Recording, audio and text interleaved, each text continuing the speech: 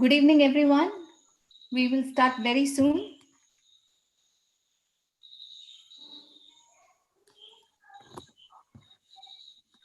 Hope you can see my screen and you can hear me.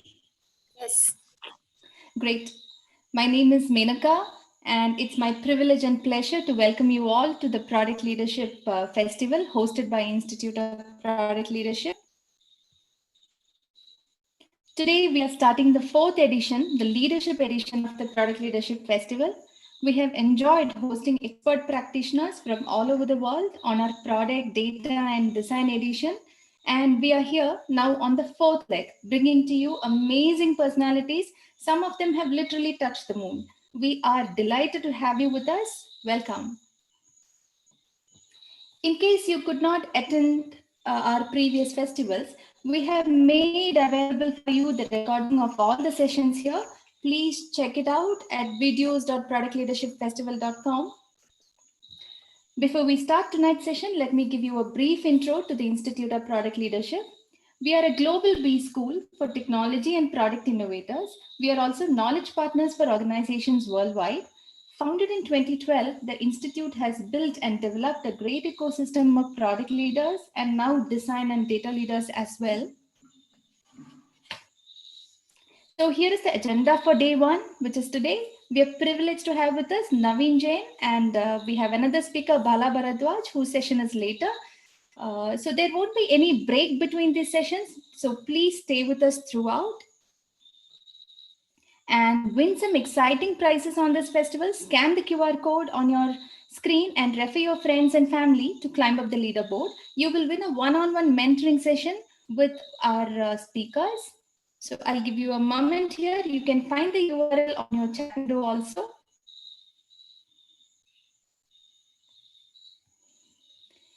And this is very important for the first session by Naveen Jain. Please scan this QR code and be ready to ask questions on the dedicated LinkedIn URL for him. Please do not ask questions on the chat window. We may lose them among the chatter. So please scan this QR code and keep it ready to ask any questions. And the URL is available on your chat window as well. Allow me to welcome Sai Satish Vedam, facilitator for this session. Sai is executive coach at IPL. Most recently, he was director of product management Oracle. Sai, very happy to have you with us. Handing the session over to you.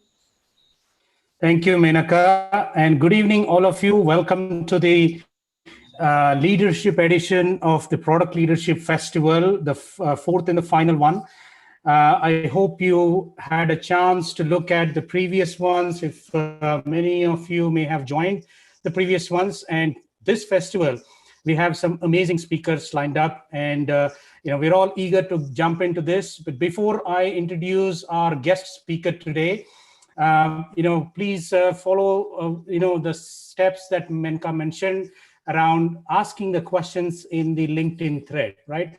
There are a couple of advantages of doing that. One is, this could be a conversation, ongoing conversation. We also request the speakers to take some time from their busy schedules to see if they can answer a couple of questions there. And also, if you pose these questions in the chat box here, there's a lot of chatter that can get lost among it. So I will be monitoring some of your questions. We'll pick up the most relevant ones and common ones, and then we can have our guest speaker address them today. So without delay, I think, it's my privilege and honor to welcome and introduce to you, all of you, Mr. Naveen Jain. Hello, Naveen, and thank you so much for joining us. And, I can spend about 45 minutes introducing Naveen to all of you, but I'm sure he doesn't need any introduction. But it is still, a very basic etiquette that I bring him and introduce all of you so that, we can see that we have just the right person to talk to us on the topic, the most important topic these days. And I think it's all the more important now than before, on the topic of leading with vision. So Naveen is, a serial entrepreneur and is a visionary leader, right? A philanthropist. He is an extraordinary individual. He's an author.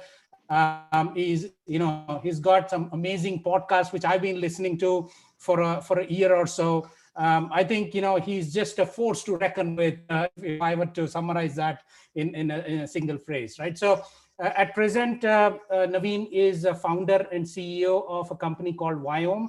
And Wyom is an interesting company with actually a very interesting tagline. It says, make illness optional. Maybe we'll ask Naveen what that means. Why should it even be optional? Why not completely eliminate it? But we'll certainly get into that. Essentially, the company analyzes the gut microbiome and identifies predictive markers for some chronic diseases, right? And prescribes or suggests prescriptive nutrition or other recommendations on that. But what really is exciting to me, at least personally, about what Naveen has done and touched in fact, the entire society, is he's a founder of a company called Moon Express. Moon Express, by the way, is the only company in the world with permission to harvest resources from the moon. So I think, it'll be a couple of interesting, I'm sure there's going to be some interesting questions around that. But before that, Naveen also started several companies, InfoSpace, which catapulted him to the global fame, Intellius, Blue Dot, TalentWise, and many things. But he's also vice chairman of Singular University. If any of you know about Singular University, I think that's an incredible position where he's focusing on educating and inspiring leaders to address humanity's greatest challenges through innovation. Right? Thank you for doing that, Naveen. I think this is really, really incredible. And of course, you're also the director on the board of X Prize. Now, who has not heard of the X Prize, right? So I can go on about various awards that Naveen has received, but most notably, I think Ernst & Young Entrepreneur of the Year, Albert Einstein's Technology Medal, and so many of them. It's my privilege again, Naveen, to welcome you and thank you for joining this session. So just before we launch into a conversation, and this is not a keynote, you prefer this to be a discussion and a conversation. And I'm sure as we go through, there will be questions from the audience. But to start the conversation, what I suggest is we just take a quick poll to see what audience do we have today, right? A quick profile of the audience that is joining this session. That way it gives us some context and maybe, tune the conversation or adapt the conversation to that, right? So if we can launch that first poll to understand, the audience profile, and then we'll go from that. And while that happens, Naveen, one thing I was kind of curious about is when I looked at, you were a software guy, right? Sorry to say that, but I think you worked in Microsoft many years ago. And so what really prompted you to go to space exploration? Right? A lot of people get excited about space for some time, but you actually launched a company that can harvest resources, right? So while I encourage all the audience to take that quick poll, and the poll is essentially, what is the following role that you are in today? That way we know, we'll also get into understanding of what the leadership definition is from your perspective, but meanwhile getting a pulse from the audience, right? So while they do that, feel free to tell us what were the motivations for you to move to do the space exploration. And the second part of that question, sorry, before it slips my mind, is who were your role models and who are your role models, right? So that'll be, thank you. Well, first of all, Sai, thank you very much for hosting me here. It's an absolute honor and a pleasure here. Now, to answer both of your questions, the fact is I am not a software engineer. In fact, my first, my background is in the industrial engineering, and after that I went to XLRI, and I was really in the, believe it or not, industrial relations or union management. So I have absolutely no background in any computer. In fact, for the first time when I was hired, I have never seen a computer in my life. I mean, that was the first time they said, I thought since I'm a brown guy, I must be a good computer guy. And they hired me to do a computer software programming, because what else the brown guy would do, right? And the fact was I had never seen a computer in my life. And that to me is really the thing, is to understand that once you are good at something, or once you are an expert in anything, you become useless in that field. You become an incrementalist. That means the best you can do is to be 10% better than anyone else, be a 15% better than anyone else. But you can never be 10 times better than someone else or 100 times better than someone else unless you come from outside the world and rethink the foundation of everything that people have taken it for granted. So when I started the company, the first company, InfoSpace, I had no idea about cell phones. At that time, there were no smartphones. There were no place where people could get information on the cell phone. The cell phones at best were the flip phones, Motorola flip phones, or these big bulky phones. And my thought was, what if someday you could get information on your phone? Everything that we do on a computer, what if that could be available on the phone? And very interestingly, people thought that was just absolutely a crazy idea, right? So it's very interesting that in 2000, which was 10 years before the Apple, Steve Jobs launched iPhone, there is a great interview at Washington Post with Leslie Walker, and any one of you can Google it. It's Leslie Walker, Washington Post, Naveen, and you would find that one of the things she asked me is, what do you think is going to happen in the mobile industry? And I said, one day, people are going to have a phone. You'll be able to get your email, your contact information, your stock quotes. And she looks at me and says, what kind of crazy talk is that? How could that possibly be in this phone? You're going to get that.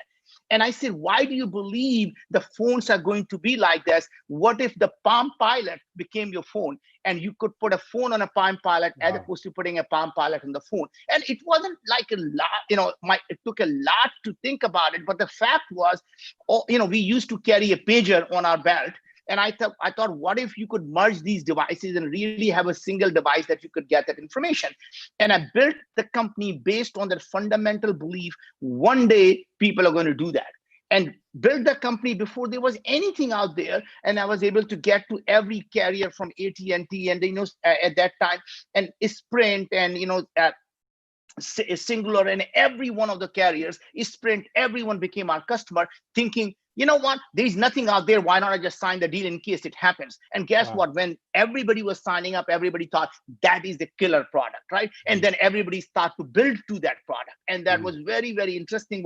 It was an early idea, but just to give you an idea that you have to rethink about how people are going to react to it. That means you have to lead with the vision. And I still remember when Apple launched the iPhone, I thought, what a boneheaded idea not to have a keyboard on a phone. I'm so used to typing a phone number. What do you mean you're not going to have a keyboard? Yeah. That is bound to fail, right? Guess what? I was 100% wrong because I could not see the vision that Steve Jobs had. Very simply, that people are no longer going to have to remember the phone number. They're going to be in their contact. 90% of the time when we dial someone, they are already in our contact. So why do you have to have a keyboard to do the things, right? Can a keyboard be electronic? My point was, it was such a breakthrough idea that people never believed it could work. And I think almost everyone who has a breakthrough product will tell you that, because if you ask your customers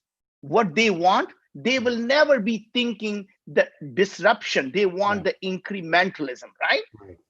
And it is literally the disruptions happen when someone comes along and rethinks your product. And to give you a very interesting idea, when IBM PCs were just coming out, right? Nobody took them seriously because people thought, oh, this is a word processing machine.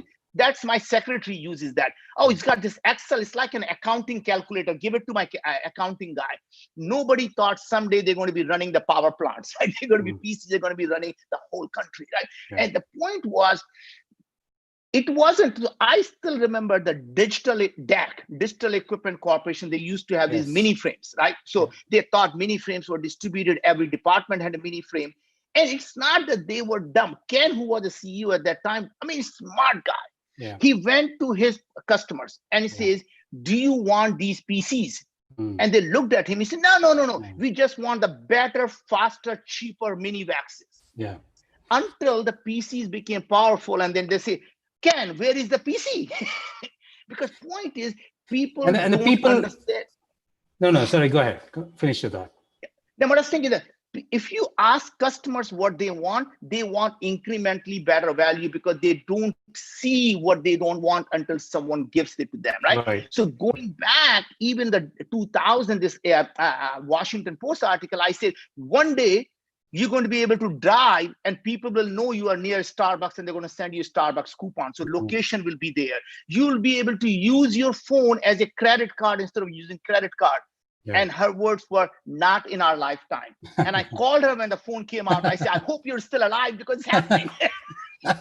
Well, in a way, what you're saying is it's kind of crystal ball gazing, but not necessarily without a considered effort, understanding, where the customers are going, where the markets are going, where the trend is going, right? So before we jump into that vision part, I think that's something that often hear people say. It's easy to say that you should have a vision, and we'll get into, hopefully understand from you how one can actually develop that. But let's take one step back and say, when we say the word leadership, right, a lot of things come to people's mind, right? Different people have different things like adjectives like selflessness, empathy, compassion, mindfulness, influence, a lot of these things. But how do you view leadership as, right? From your point of view, what is leadership? So I think a lot of the people confuse being a manager with being a leader. Manager's job is to manage the finite amount of resources, and that is their power. So who gets what resources is how they manage, because the resources are finite. Yeah. When you're thinking about a leader, you have infinite amount of resources. And what is that? That is the inspiration. Your job is simply to inspire everyone, ignite their obsession for them to be at their best. And if you can ignite everyone's obsession, you have unlimited power, unlimited resources. There is no limit to what you can achieve when you can ignite that obsession into someone, or the passion into someone to be at their best. That means there is no theory about how you motivate people, because every single person is motivated by completely different things. And that's the idea. Now, the second part of your question that gets answered here is that when you want to do something, and if it is simply an incremental idea, then you're going to find people who are average to come to you. When you come up with something that is so audacious that it can fundamentally change how people are going to live their life, you get the best and the brightest to come and work for you. And the reason for that is very simple. The best people want to work on the toughest problems. Best people want to work on something, if successful, will fundamentally change the trajectory of how humanity lives. That means it becomes their legacy. That means people who are smart, people who are successful people, they're not working for money. Got that already covered. They're working for something bigger than themselves. They're working to go out and show what is possible. They want to be the person who shows the possibilities of what a human can do. And to give you an example, we thought until a gentleman named Roger Bannister, we all know about the 4 minute a mile problem. We thought the human body cannot run a mile under 4 minutes. We thought the human body is going to absolutely explode if you were given that much force to run, until one person did that, Roger Bannister. And when he did that, 13 people after him the next year did that. It's not the human suddenly evolved. It was someone showed them it was possible. And that is really, as a leader, your job is to show people what is possible. Right. Great. And when you can come up with that idea, that vision, people will follow you. Now, that actually, reminds me of a quote that you from your book, Moonshots, is the only true scarce resources that we have are imagination, curiosity, and creativity. So somebody who can ignite that among others is how you are referring to as a true leader who can inspire other people to achieve ambitious things. Is that a fair characterization of what you just said? It is reasonably fair characterization, and also showing people that even the people who love us the most, like our parents, would say, son, you can do anything. Sky is the limit. And guess what? They just put a limit for you. That is the most you can achieve without realizing sky doesn't exist, right? My point is, when you go from here to the moon, you don't say, hey, mom, I just passed the sky. There is no sky.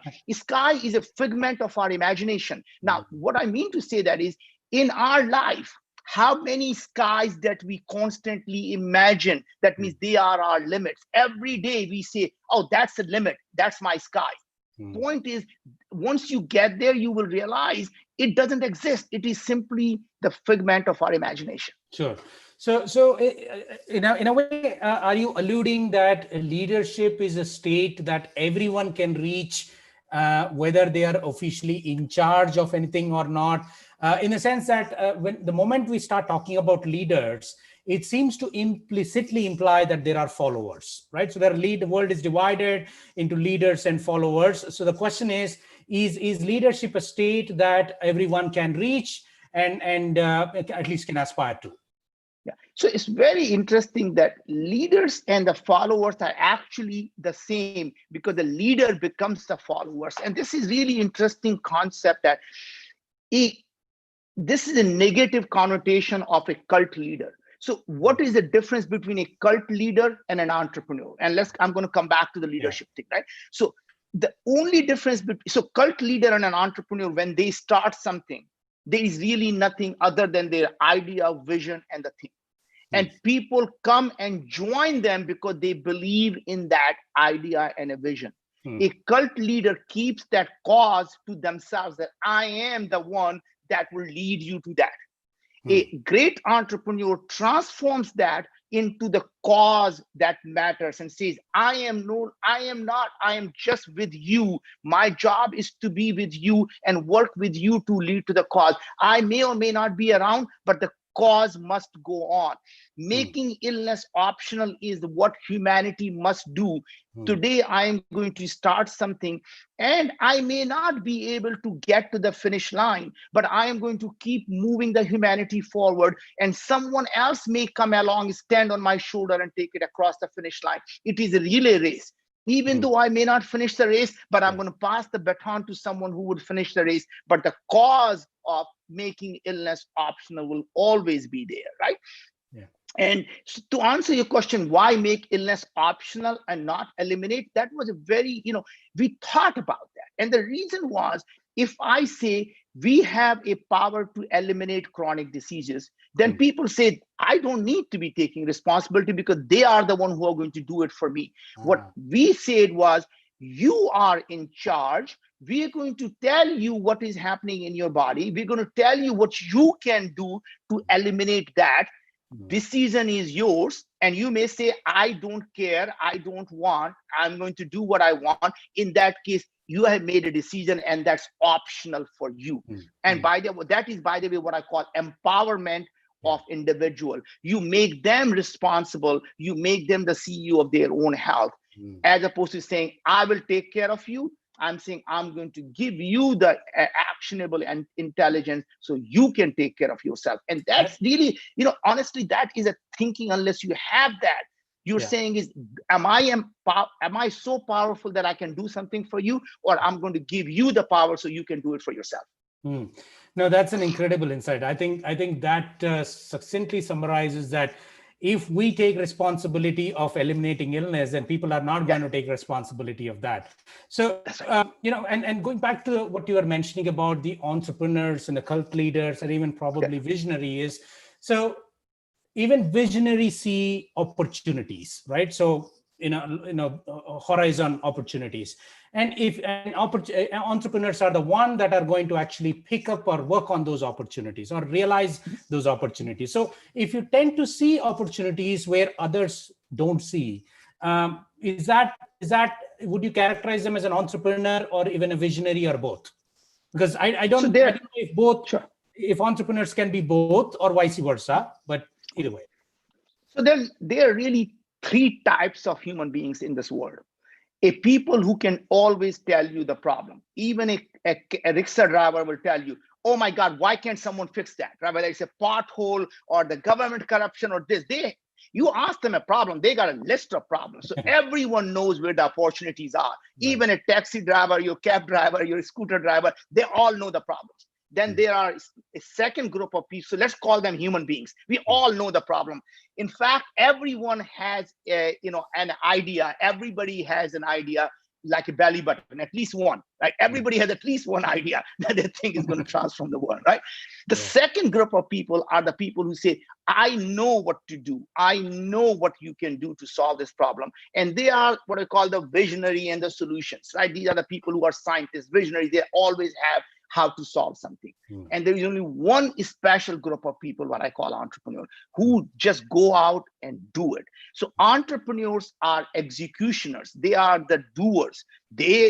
Idea may be theirs or not, the solution may be theirs or not, but they are the one who actually start something and take it to the finish line. So what I call entrepreneurs are problem solvers. People are problem identifiers, and the scientists and the engineers are what I call the solvers. Right? But the point is someone who goes out and solves the problem and said, let's go put this together and do it, right? Making illness optional wasn't an idea I was born with. I mean, guess what? This is the basic part of us done by Ayurveda 5,000 years ago. In fact, Hippocrates 2,500 years ago said that all diseases begin in the gut. One man's food is another man's poison. Let food be thy medicine. Let thy medicine be the food. I didn't invent that. We put it together and say, let us do something about it and let's go make that happen. And that to me is the key of starting something, is give people something so audacious that people think it is absolutely crazy. No, that's incredible. I think you've basically said, so everybody has an idea and an opportunity and a problem, but then there are people who actually set out to solve that problem, set out to take advantage of that, create opportunities for others. And they are the ones that you're referring to as entrepreneurs and, with people with vision. So, how should anybody, I think to get a little more prescriptive, especially for our younger audience that are here who may want to see themselves as leaders. So how should everybody see themselves as leaders, right? A typical thing that you hear most is, oh, you know what, I am an introvert engineer, right? And I don't know whether I can even be a leader. And how do I become a leader? So any advice for such folks? For several things. First of all, there is no one particular thing and a quality that makes you a great leader or a great entrepreneur, for that matter, right? Because there are lots and lots of great entrepreneurs who are introvert, and there are a lot of failed entrepreneurs who are extrovert, right? So it really doesn't matter. So point is, you can be in any spectrum. And I can tell you the truth, I am an introvert. Right. And that's tell you why I say that. It's not that I can't go and have a conversation with you, right? That is not being an extrovert. The fact is, if I go into a room where I don't know anybody, I am not the person who goes out and meeting everybody, shaking hands and finding the energy in that.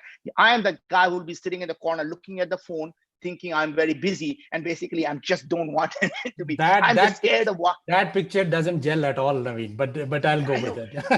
But my point is, honestly, I'm not the person who's going to be working the room. It's just not who I am. I am just very difficult. In fact, I'm so fearful of walking up to someone and introducing myself, right? But I don't have a problem someone coming to me and talking to me. Then it becomes simply a friendly conversation, and I can have any conversation on any level, right? And one of the things that I really find fascinating is that we talked about intellectual curiosity. I learned about a lot of different topics. I mean, so in a sense that I could have a conversation about a nuclear reactor at the same time, or nanotechnology, or how human brain works, to about how human organs work. It doesn't matter what part of the things, because I spent a lot of time learning about everything. And this is what I call about collecting the dots. I read, so I get up every day about 4 a.m. And I spend time learning about all the different topics in research that are coming out. And the reason is, it's not necessarily that apply to me.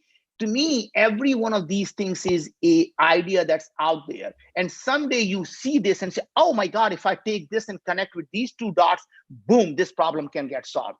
And that's literally how it happens. So when you start to start a company, or you start to solve a problem, there are three things I ask people to do all the time. And I think that's the key. So you're asking me be more prescriptive. Here is it. Ask yourself the 3 questions. Why this? That means whatever is this I'm trying to do, why do I want to do that? So what is the reason for me to do that? And I'm going to come back and give you the answer. Second, why now? Right? What is it now that is you can do that you couldn't do 5 years ago? What had changed? The time is now to start, because timing is the key to any success. I don't care how smart you are, you got wrong timing, you fail. So why now? So why now means, oh, COVID happened and this is an opportunity that did not exist before. Or now there is a confluence of technology that couldn't be there before. For in our example of Wyoming, the cost of sequencing is coming down, cost of computing is coming down, cost of power, AI is becoming more powerful. You can analyze, boom, I can do that now. I couldn't do that 5 years ago. And the last question you have to ask yourself is, why me? Why me means, what is it that I think that is different from anyone else? Or in other words, what do I believe that no one else is thinking about? That means what question that I am asking, which is different from what everyone else is asking, because that is the key. If you are asking the same question that everyone is asking, you're solving the same problem that everyone is solving. When you reframe the question, the solution becomes very, very different. And I think, Sai, you and I talked about it offline in this subject, right? The asking the right question is why me, right? Why me is, what question am I asking that is different from anyone else, right? So going back to the question about going to the moon, if we say we're going to settle down on the moon, everyone asks the same question, which is, how are we going to grow the food on the moon? Right? That is a question people want to know. If we're going to live there, how are we going to grow the food? And in my opinion, that's a wrong question. The right question may be, why we eat food. Because when you look at the thing, why we eat food, the solutions are many. When you say how to grow the food, there is only one solution to grow the food. When you say why we eat food, we need energy. You can get energy multiple ways. Photosynthesis like plants, radiation like bacteria, or nutrition. Nutrition can be from many different ways. My point is, same thing we did with Wyoming. When everyone is asking the question, what are the gut microbiomes? Who is in my body? Who is in my gut? I said that's the wrong question. The right question is, what are they doing? And just simple that question of what they are doing is more important than who they are. And here's the reason why I thought that way. I said the human body, your brain, your organs don't have eyes and ears. They simply are sensing the chemical signal or electrical signal. They don't care whether it's lactobacillus or something else. They don't know the name that we gave to them. They all care about is there a signal that's coming in? So all that matters is signal there, not who is doing it. Right? And that is the key, because the signal can be produced by millions of organisms. So why should you care who is there? You just want to care about what signal is there. And my point was that simple change in the question allowed us to create a company that fundamentally changed the healthcare. I mean, it's literally, we are the cusp of rewriting the book on human biology about what it means to be healthy. So we launched this product that analyzes your cellular health, your biological age. And just to tell you, Sai, I was always thought, I'm healthy. But until I realized that my cellular health is actually 49, I am 11 years younger than I am. The biological age is what they call, right? Yeah, biological age, I am 49 now, right? Now, my goal is to never celebrate the 50th. My 50th, right? That means I'm going to keep working hard to keep reversing it, or keeping it at 49 or making it 48. So my goal is to keep my body always in 40s. So it doesn't matter chronologically, I may be 70, but I'd never want to have my 50th birthday biologically. Well, that, Godspeed on that. Wishing you luck on that. Now, I was just trying to monitor if, any audience questions coming in. I'm sure everybody is mesmerized by what you're saying. And just to keep the engagement going, I want to launch a quick poll here just to know if the audience here, what level of understanding do we have here among the audience to become a good leader? What does it take to become a good leader, right? So that kind of gives us a quick check on what the pulse of the audience is, right? So, if you have a good understanding of what is required to be good product, if you don't know, I think you just gave 3 prescriptive ways of trying to get there, right? One is the 3 whys that you talked about, the golden whys as we call, right? Why this, why now and why you? So I think that's a good start for folks to start getting into an understanding or thinking about it. Now, coming back to vision, Naveen, I think what role does a compelling vision play for organizations? I think, vision as a key leadership principle is often used and cited, and pretty much every company talks about what is the vision of our company, or, there's always misunderstanding, many cases, between vision and mission. But what Sure. role does a compelling vision play for organizations? So the fundamental problem that you run into is that most people call vision about their goal. So they don't really have a vision. Vision is something you can visualize, right? If you can't visualize something, it's not a vision, right? So some of the companies I've seen, are vision is to be the market leader in industrial sector with a large market cap. And this, I'm thinking, how the hell do I visualize that, right? That is not a vision. Vision is so simple. Like Martin Luther King, I want to see a Black person holding the hand of a white girl walking together. You and I can visualize that very clearly about what that vision is, right? You can't say, I want racial equality, the things people don't look at the color and think, I don't know what that means. Right? Point is, that is, to me, the vision should be so crystal clear that you can describe it in vivid colors. You can visualize it of happening, right? So when we describe making illness optional, we describe the vision as your grandmother is no longer on the, suffering from Alzheimer's. She remembers who you are. Your uncle didn't have to die from cancer. Your mother doesn't have to prick her finger because she's diabetic, right? These are the things you can visualize and say, oh my God, what would I do to get my dad back from not having to die from cancer, right? I mean, that is the kind of things you have to describe to say, people say, what do I do?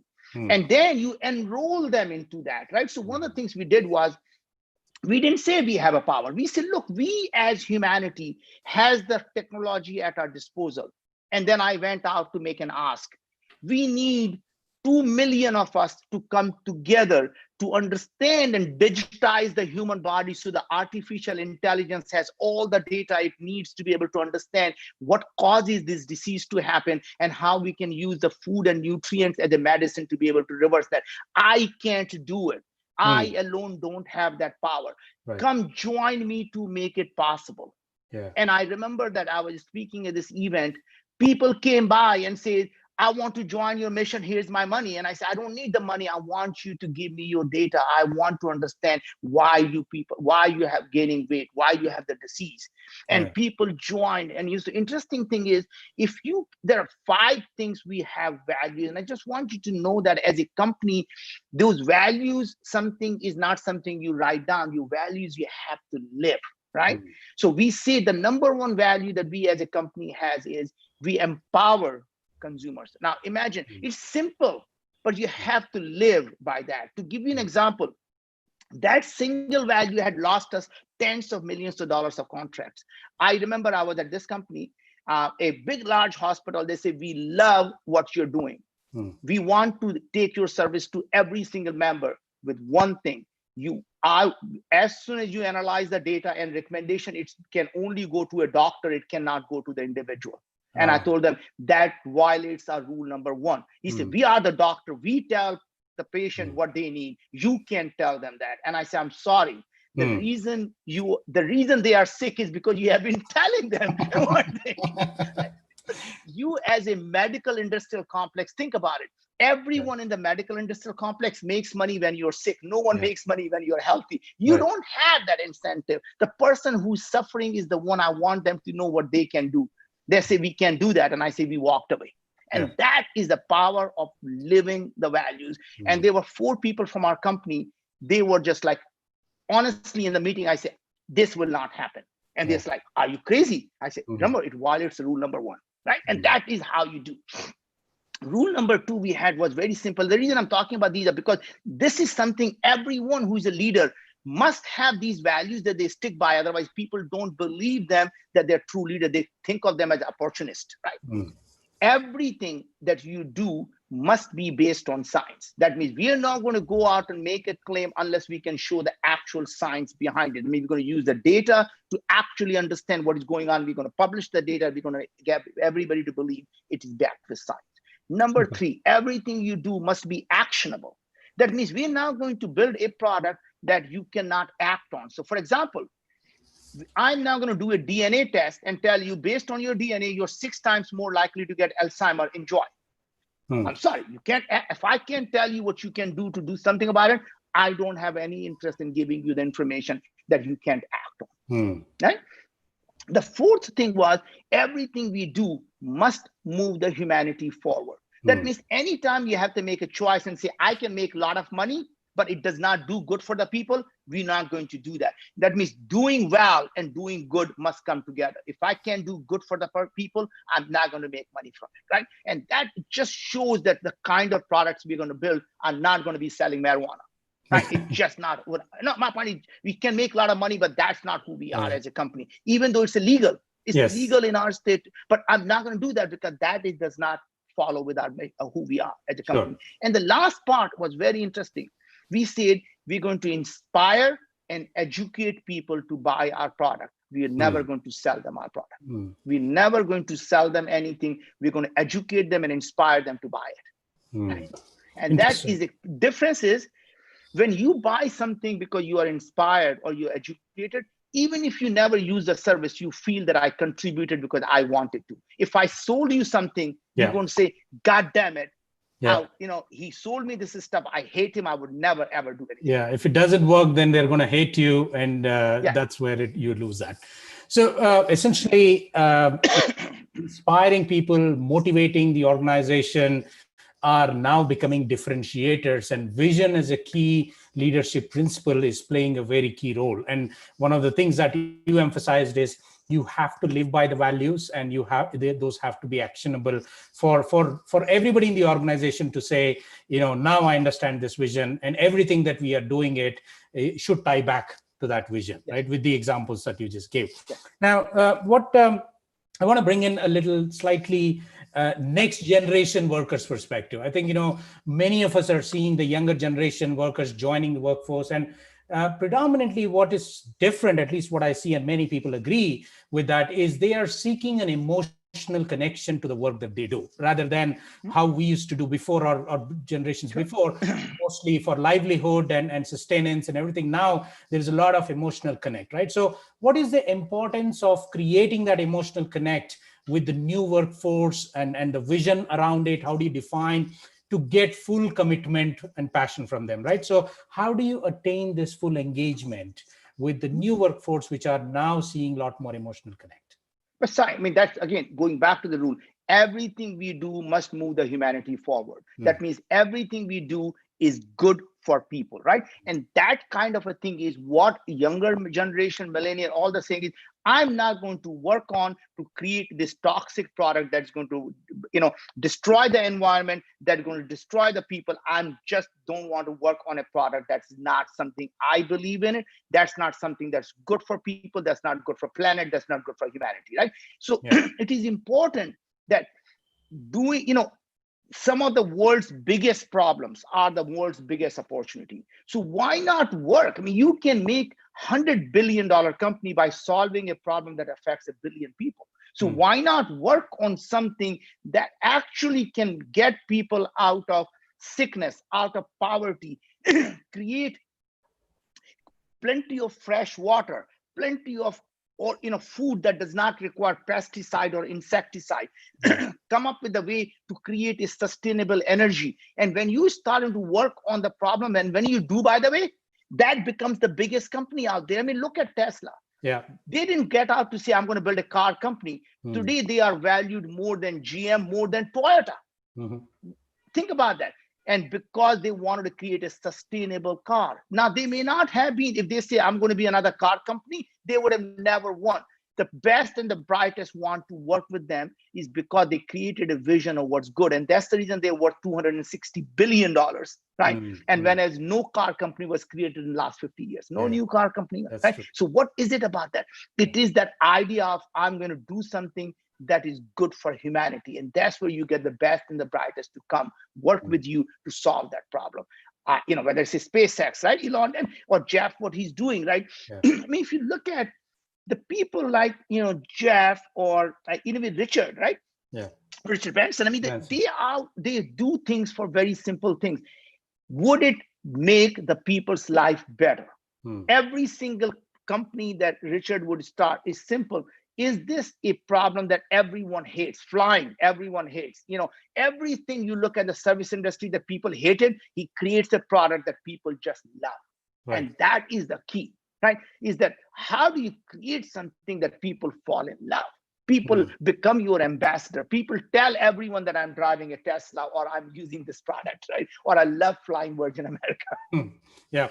Now, so I think, going back to a couple of things that you said, vision is something that the leader can describe visually, and people can perceive that visually in a simple way and understand what that means, right? Now, but of course, a vision without execution is a dream.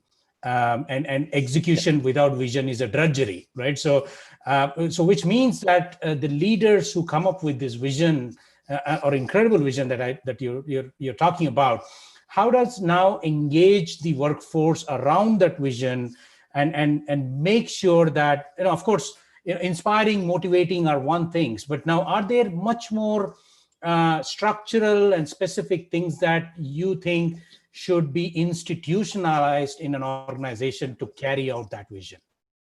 Yeah, and remember, execution is all about that entrepreneurship. And entrepreneurship is not about starting a company.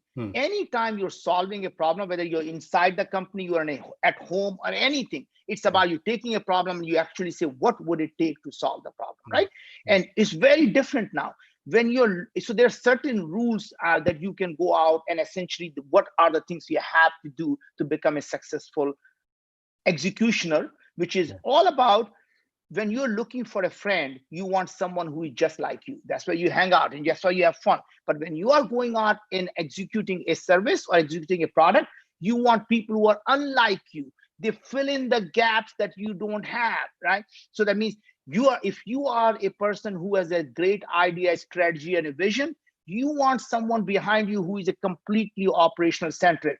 And he's going to sometimes look at you and say, I hope you know where you're going. And because you keep cutting the trees, I'm going to keep building the road. I hope you know where you're going, right? Because I don't know what you're doing. I'm going to just making sure that you have a foundation to keep doing what you're doing, right?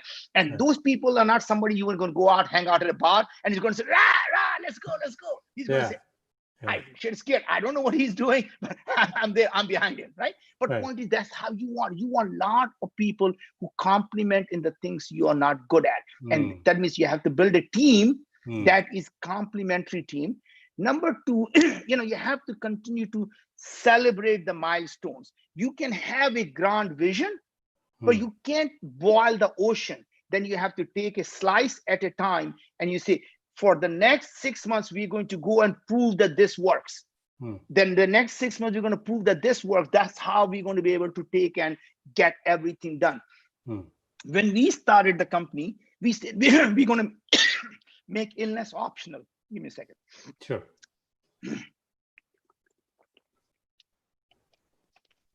We didn't go. So point was, when we said we're going to make illness optional, that was a dream. And then we say, guess what? We're going to start analyzing people's gut.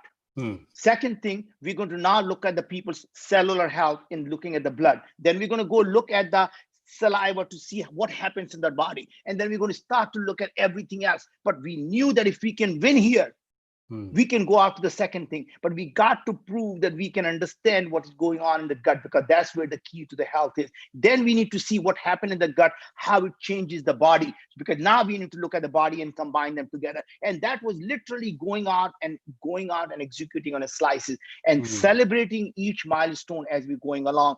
That's how you people build credibility to say, if I am a CEO and I'm looking at this group and saying, they have this vision, I don't know they're going to get there, but biggest risk is, can you get a customer to buy your product? Can you build a product that people buy? Boom, done.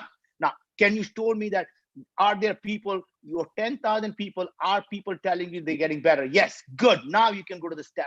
Point was, this is how you build credibility. And if you're an entrepreneur, this is how you raise money. You're constantly proving that everything you're doing is actually going in this vision. And when you get there, this is going to help a billion people, but you're not going to start there. You're going to start Yeah. slowly. And that's literally is how, when you go out in execution mode, you're very, very clear what your goals are for the next 3 months or 6 months, and you go out and win. So celebrate, create these milestones, meet those milestones, and celebrate and winning those milestones. That's how the team believes that they can go to the next step. Brilliant, brilliant. I think so. Summary is that you assemble or you attract or you inspire the right set of people with complementary skill sets who can carry out that vision in the form of slicing the overall vision into smaller chunks, creating tests, hypotheses, experiments, go out, create that, and then come back. And if there is success, celebrate it. If not, change it and go to it, right? So ultimately the test, as you rightly said, is if the customer likes it, if it solves their problem, then you know the right direction that you're going. If not, change that towards that. So this does require a set of people who are, inspired enough and have the complementary skills to carry out these things. So how do you create a systemic pipeline of, let's say, these entrepreneurs or business people? I mean, not just in the context of an organization now. Yeah. Now we're talking a little higher, which is maybe a country or a society, right? What is really required to create a systemic way of creating these problem solvers? Well, many of the things that I think the institute that you're doing at Institute, which is really, the first thing is people have to have role models to believe it is possible. If you constantly believe, like, I was in Middle East, and I think it was in one of the countries where they asked and say, how can we create a better entrepreneurship in our region? And I said, do you value entrepreneurship? He said, of course we value entrepreneurship. I said, I don't believe so. And they were very offended. He said, why do you say that? I said, every street corner, the only photo is out of the sheikh. Everyone says the only thing they value is that sheikh. If you can change those pictures, and of every entrepreneur that succeeds in your country, you put their picture on that thing in every corner. Every person who's walking there say, I want my picture there. Right. My point is, you have to show what you believe in. And if you do that, you have to show that is what matters to you. So if you really want, you have to create role models like Roger Bannister, 4 Minute a Mile. You got to create, it can be done. If every entrepreneur who succeeds and say, God, I got to bribe this thing, does not work. And by the way, everybody's out there to push me down, then there are no role models. So you can't create something in a country unless country starts to create role models and then celebrate their success by letting people know that is what we value, right? Yeah. And I think, in India, for the longest time, people thought, India can never create a $1 billion company of their own. Guess what? It needed one person to do that. And now there are probably at least half a dozen multi-billion-dollar companies in India, right? So my point is, people thought nobody wants to invest in India. The fact is, people want to invest where the opportunities are. So my point is, capital is not patriotic. People from all over the world are willing to put the money in where the opportunities are. Money doesn't care wherever it gets a return, it will go there. So your job is to create opportunity, and the money will follow. People will follow you because you have given them a vision that they want to be part of. Amazing. Awesome. So I'm seeing several questions now coming in from the audience. So we'll take a few of them before the time wraps, right? Sumit asks essentially, how often is a vision revisited? Is it even revisited, or is there a frequency approximately, or what changes a vision?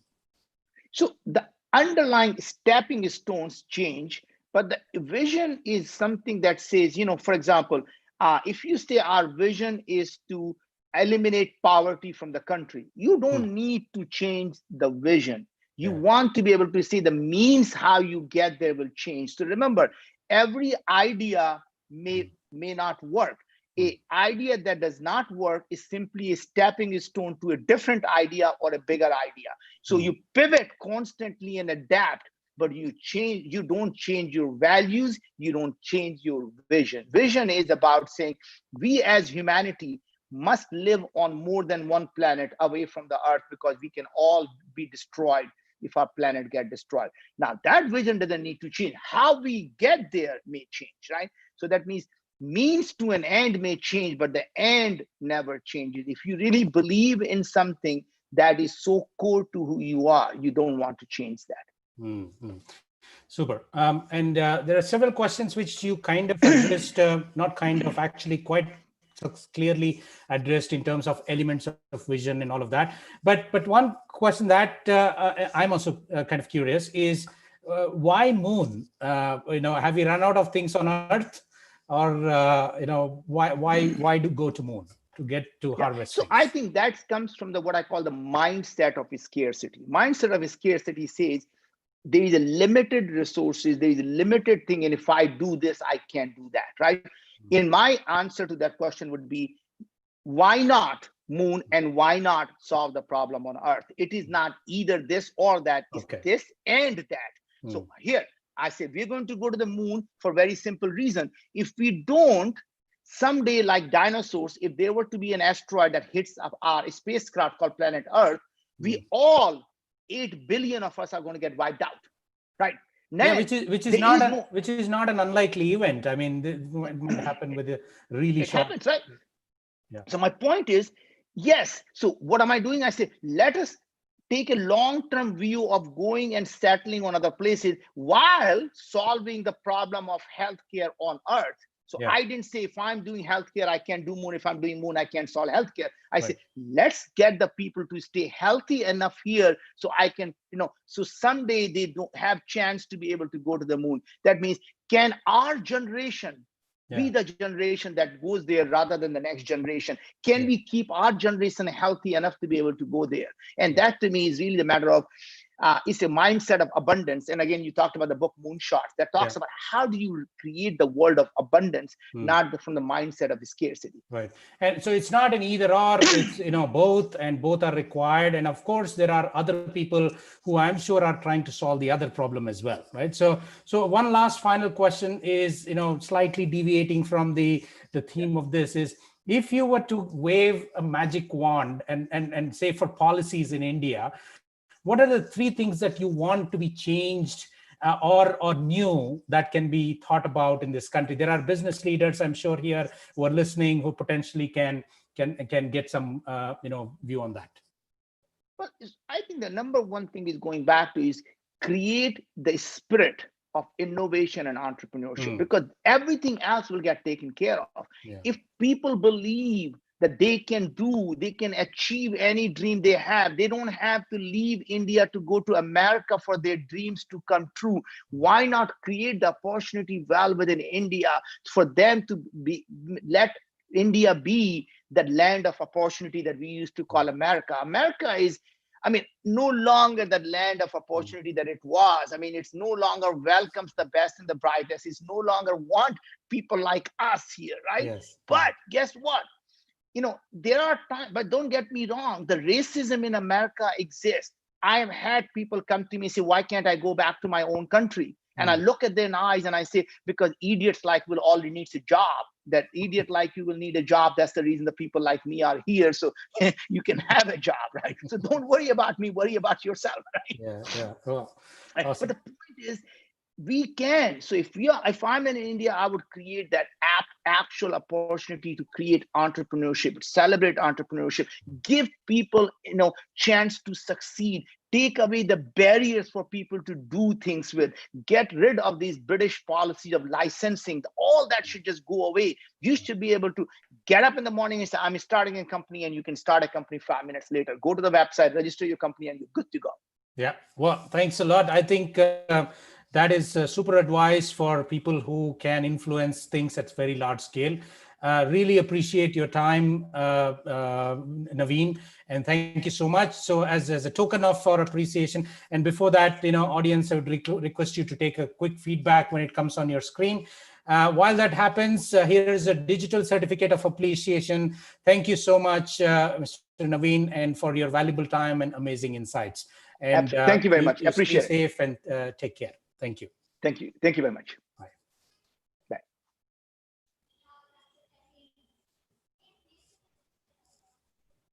Well, that was such a wonderful session, Naveen. Thank you so much.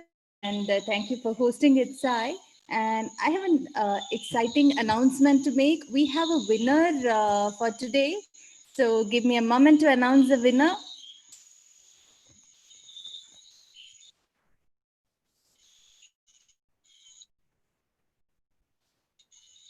Menaka, you are not audible. Can you hear me, Sai?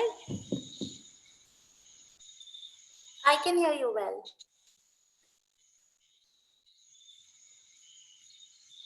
Okay, please give me a moment.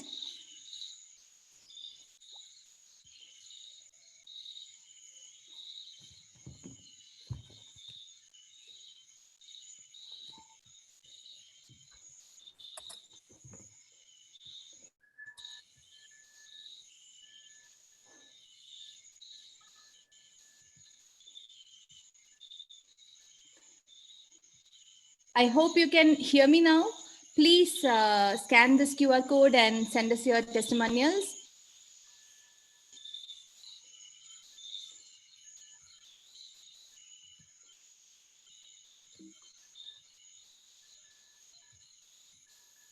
I have an exciting announcement.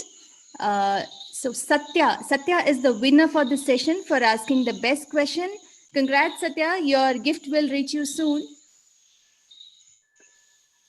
And please give us our testimonials. And before we move on to the next session, on the 12th of July, we have a mid-career transition. If you are a mid-career professional, this is a great opportunity to meet these experts and get clarity on the trends in product careers. You can find the URL to register on your chat window. Please go ahead and get yourself registered.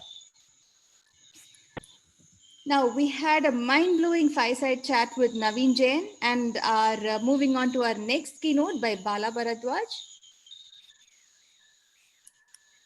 Again, let me remind you, please ask any questions for Bala only on this QR code, on this dedicated LinkedIn URL.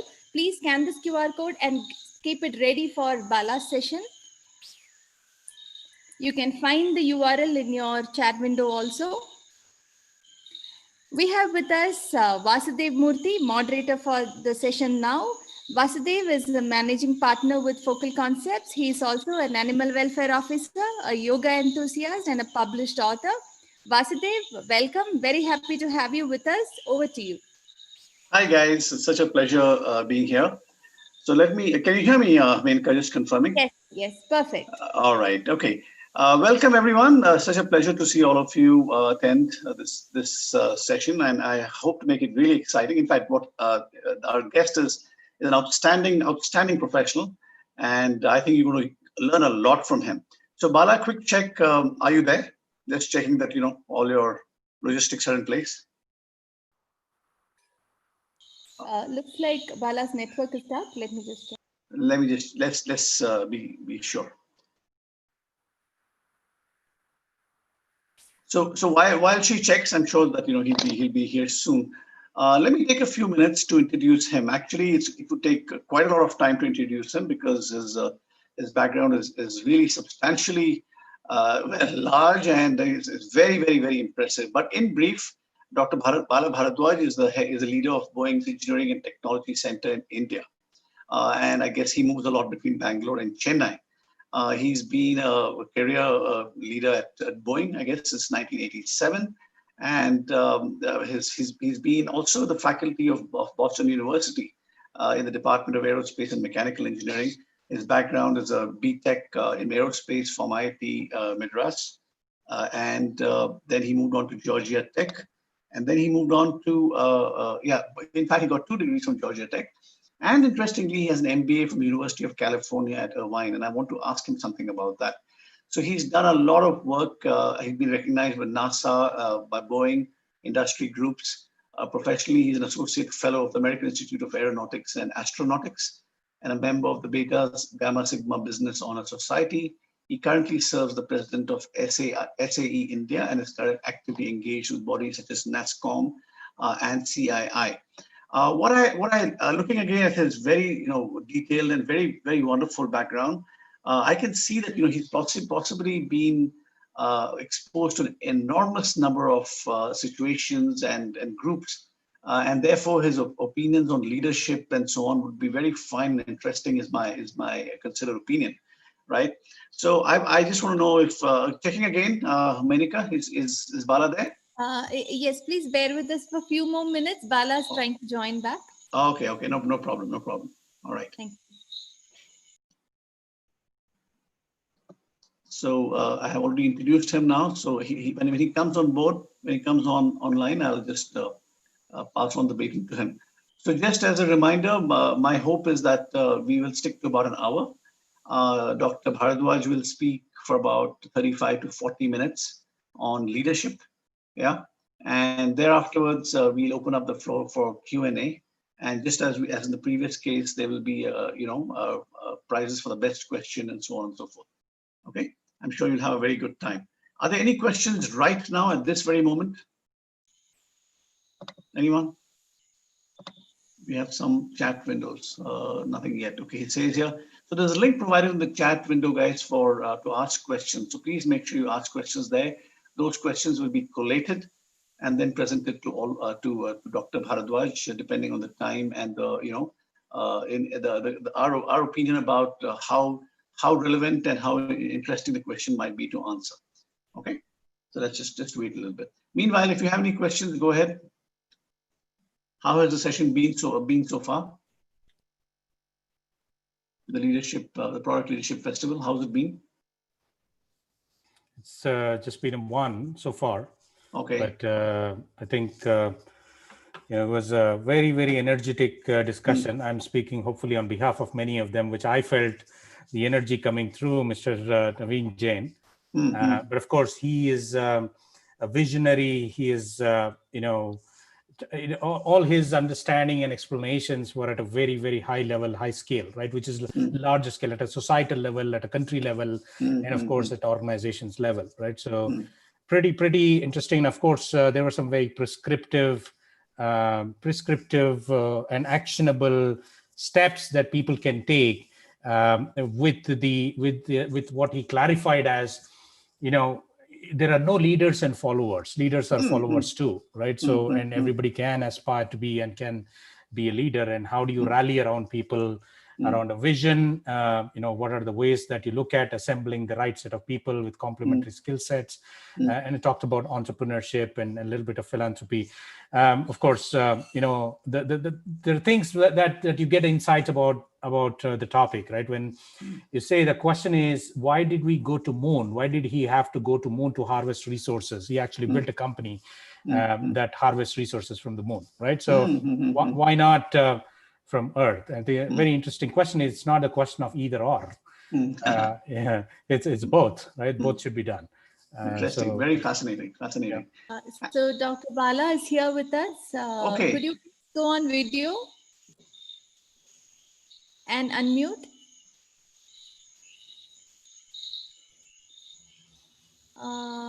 Dr. Bala, can you hear us? Yeah, you will have to unmute and turn on the video at least. So, the topic is absolutely fascinating, myths about leadership. And I think I'm looking forward to Dr. Bharadwaj, busting a few of the myths. Doc, are you there? Have you reached? Have you come online? Yeah, I can see him. It's just that he's on mute and. Okay. I think he's joined through a telephone line. So okay. It may not be easy for the other hosts here to unmute him. Yeah. Let's give him a few seconds, I think. Sure.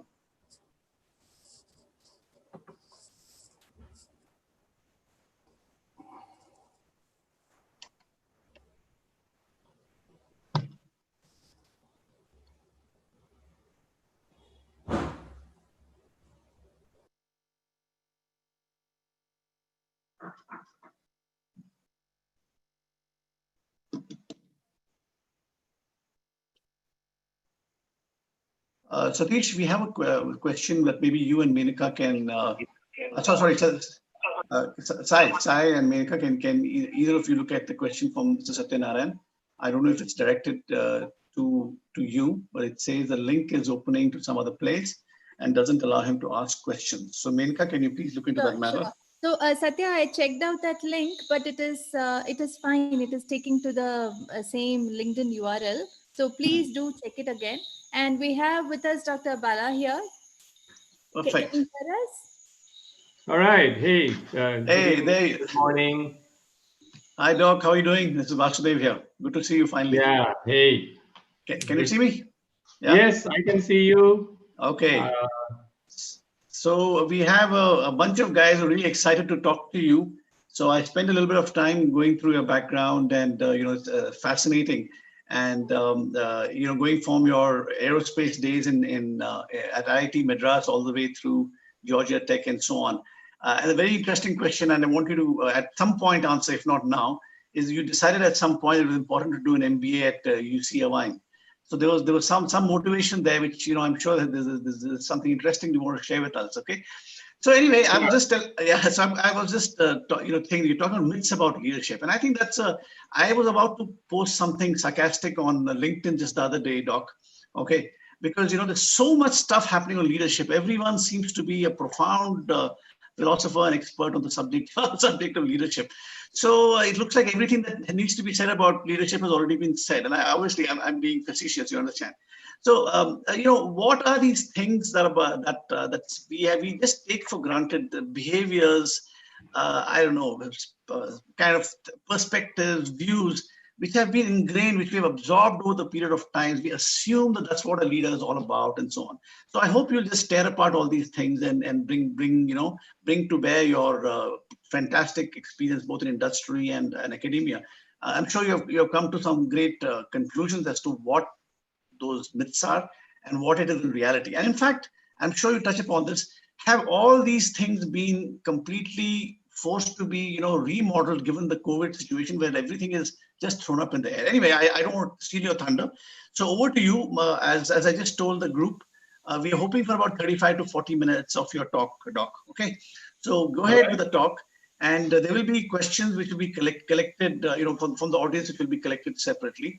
At the end of your talk, I will look at those questions. I'll pick a few questions and I will throw them at you, and maybe I'll add some of my own if required. And overall, I suppose the whole thing should take out 55 to 60 minutes. Does that work for you?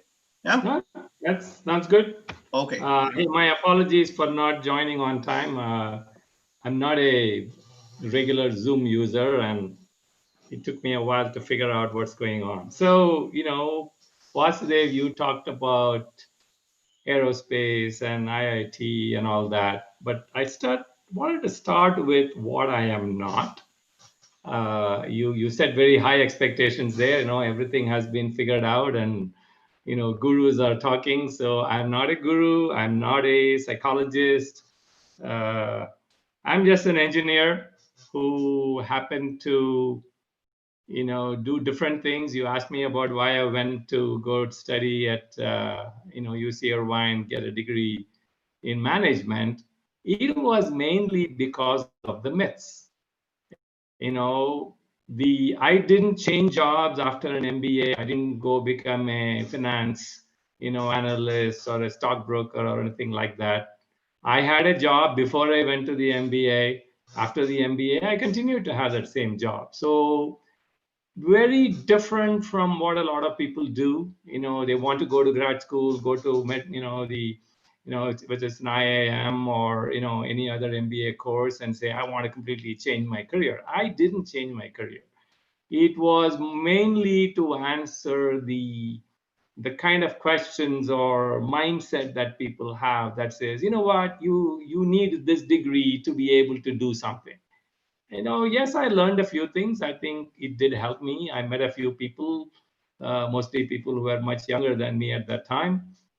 But it at least helped to maybe clear some cobwebs in somebody else's mind that, okay, this fellow can do more than just engineering or science and so forth. So sometimes you have to do things not so much because it's important to you, but it's because important for someone else. So that's kind of my story on why I went after an MBA. So let me, I did put some thoughts together. I hope these will more than answer questions. I think I'm looking at these to to trigger some thoughts in people's heads. Tell me if you can see something. I don't know whether you can. Not yet. Could you share your screen? Yeah, that's what I'm trying to figure out. Share your entire screen, okay?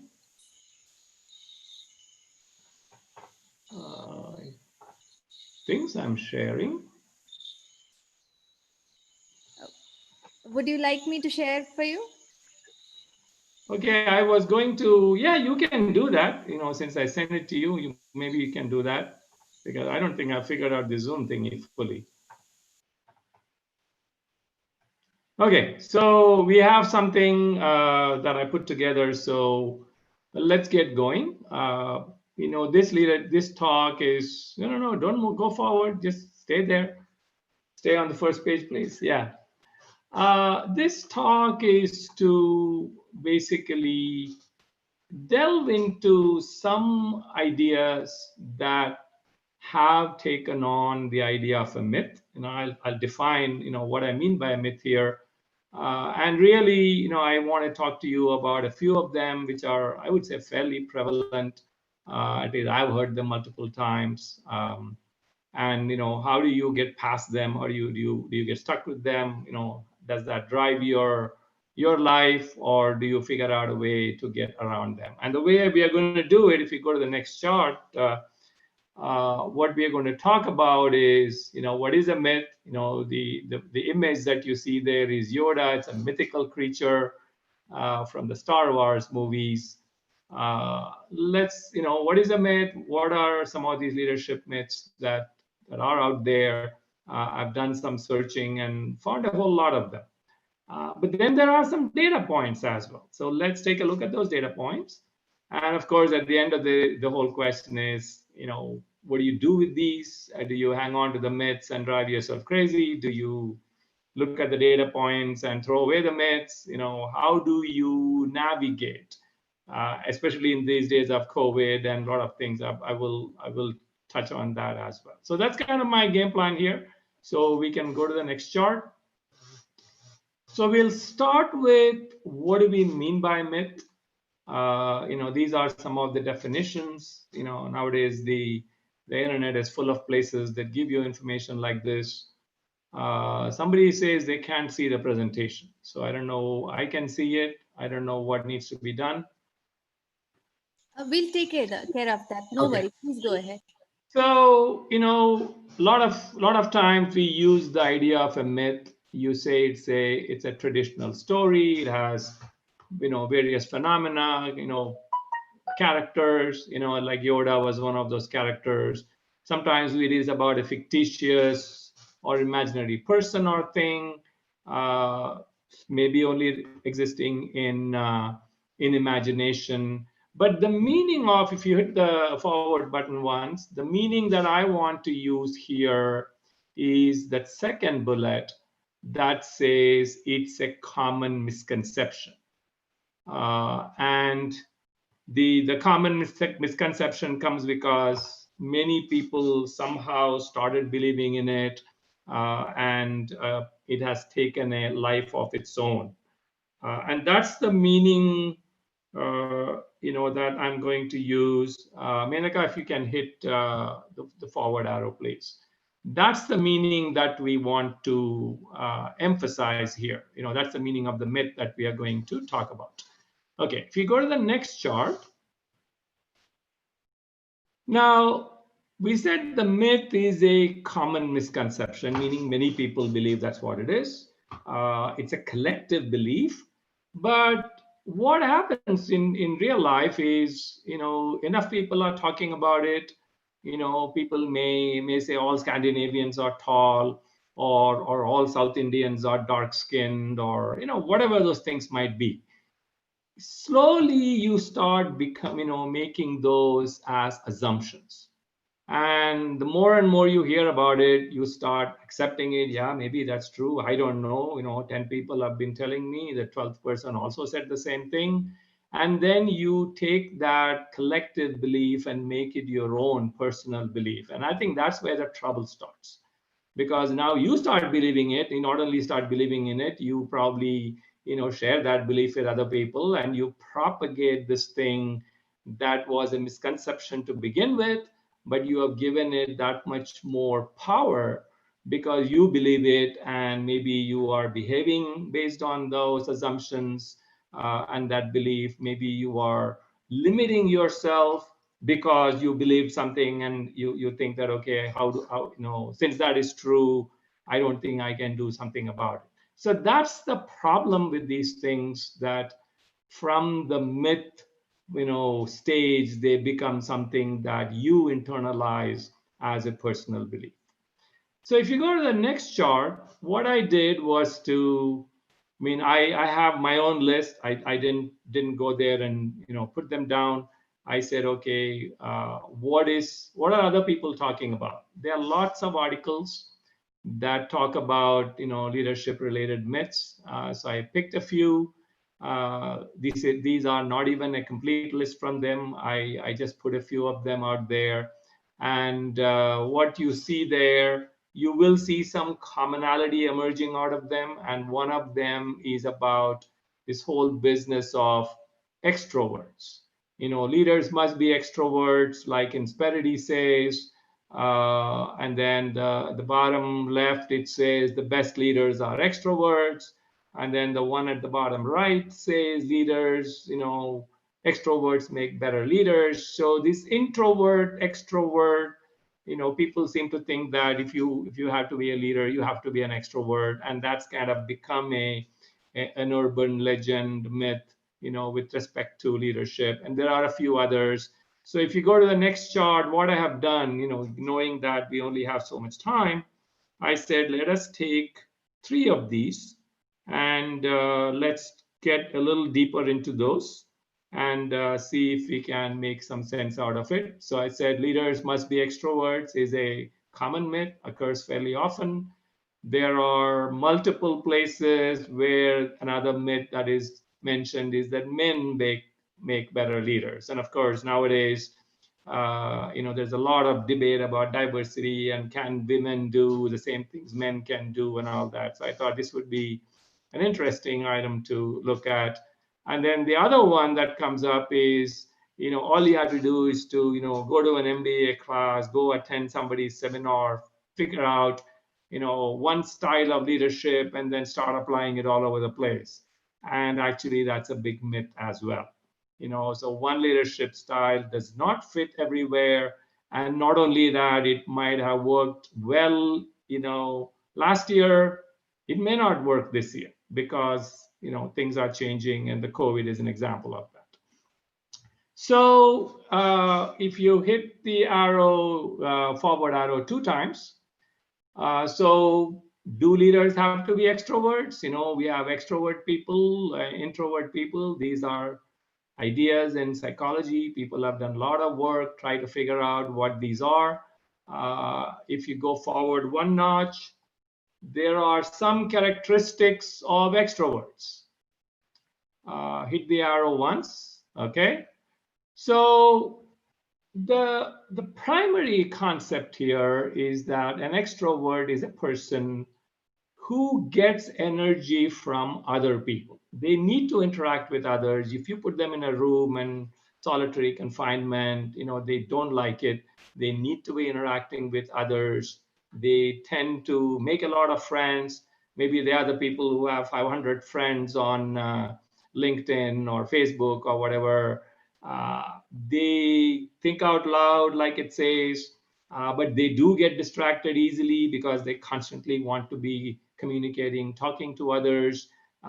They wear their emotions on their sleeve. Everybody kind of knows, this person is feeling good today. Oh my God, some disaster happened. He or she is down. So it's all very open, very interactive.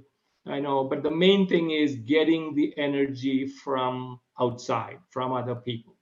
Now, if you click on that one more time, you will see that introverts are kind of the other extreme. They don't need someone else to give them the energy. These are people who are like batteries. They create their own energy, which means in today's environment, even if OPEC says no more oil for you, introverts will do fine because they have their own batteries. whereas the extroverts are going to be standing in line looking for where is the gas station or the petrol bunk where I can buy the gasoline. Now, introverts are also quieter in large groups. That is not their preferred environment. They don't have 500 Facebook friends. Maybe they have 10, 15. They are happy with that. But they can concentrate for long stretches. So they are happy reading a book, solving some problem. They don't need to keep talking to somebody else and getting that energy refilled because they have their own source. They learn more by observing, which means when you go to a meeting, they are not the ones who are speaking a lot. They are probably just listening to what other people are saying, and maybe they are making some conclusions, observations, but they are not the ones who are very active in the meeting. That doesn't mean they are sleeping or they are inactive. Their way of operating is different. And if they have to say something, they're not just going to blurt it out. They're going to think about it, make sure that this is the message I want to convey. And then the message is rehearsed or prepared, if you like. But at the same time, they also don't say too much about how they are feeling. They are feeling fine all the time as far as everybody else is concerned. We just don't know how they are feeling. So very different ways of interacting with the world, how and where they get their energy from, how they behave in groups. And of course, when people are quiet in large groups, they don't have too many friends, the world makes a conclusion that, okay, these people are useless, they don't want to be friends with us, who do they think they are? I don't think these people will be good leaders. And that's kind of how that whole myth has developed, because most of the leaders that we see, they are very flamboyant, that they are the ones who capture the limelight. They are the ones the newspapers are writing about. So it kind of gives the impression that maybe you have to be an extrovert. Maybe you have to be outspoken. Maybe you have to share everything, talk to lots of people, go into a meeting and shake hands with everybody and say, hey, I'm Bob, what's your name? And Bob probably won't remember the other person's name, but he wants to make sure that everybody knows who Bob is. So that's the kind of distinction that you see. So at this point, what I thought I will do is, get some involvement, now that you have seen the distinction between the extrovert people and the introvert people. Who do you think you are? So I think the next page, I said there is a poll. I think there is a poll. You can do it here, but I think a poll should come up. I'm just trying to get an idea. Menaka, you can figure out how to bring the poll up. And just to get an idea, what does the audience look like? Maybe you are not sure. Maybe you think you are a mixture.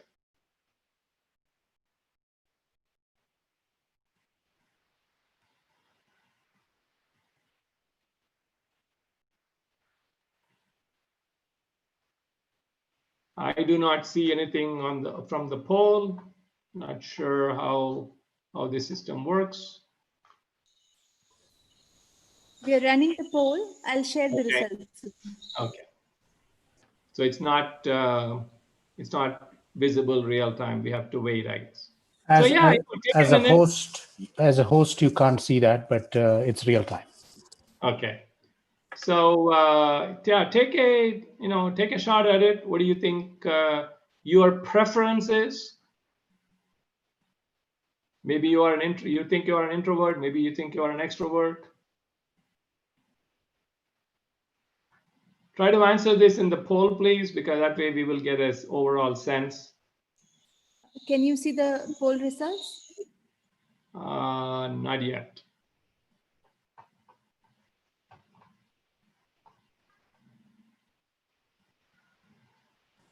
Are you sharing it? Yeah, it is showing up as a pop-up. You should be seeing that. Why I'm not seeing it? Well, maybe you can just read it out. What does it look like? So about 16% of the people say definitely an introvert. About 19% says definitely an extrovert. 58% says maybe a mixture. 6% says not sure.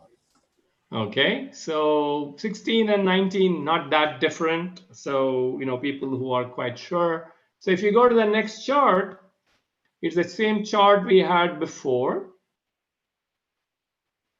And if you click on that one more time, actually nowadays people are talking about another variety of people they call ambivert.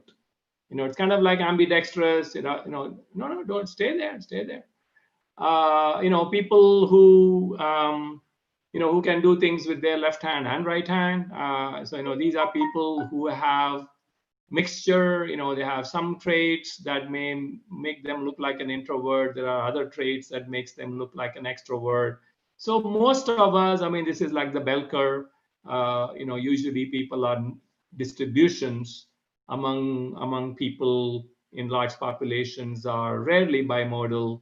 You have a distribution where a bunch of people are, many people are bunched up in the middle, and then you have the bell curve with a few people who are strongly extrovert or strongly introvert. So that's what the more recent conversations and the people who do research and things like this, that's what they're finding out.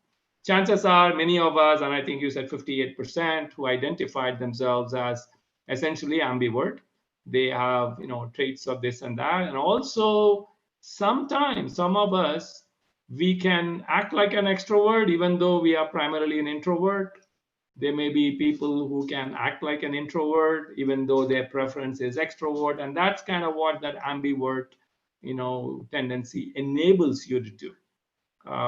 We may not act the same way every day, 24 hours a day. Depending on the circumstance, depending on the situation, we may be able to adjust our behavior. I know I do that. My preference is more on the left side, more to be an introvert kind of person. I don't necessarily want to go to a large group and talk to everybody in the large group, but if necessary, I'll do that. But it's not something that I want to do. Whereas an extrovert person may say, what's wrong with you, Bala? Here you are in a group of 500 people and you only spoke to 5. So that's kind of how it actually works. Okay, if you go to the next chart, let's see what does this mean. We said there are 5 here. I think there were only supposed to be 3. Just so leaders must be extroverts. So what does it mean? Let's go to the next chart, please.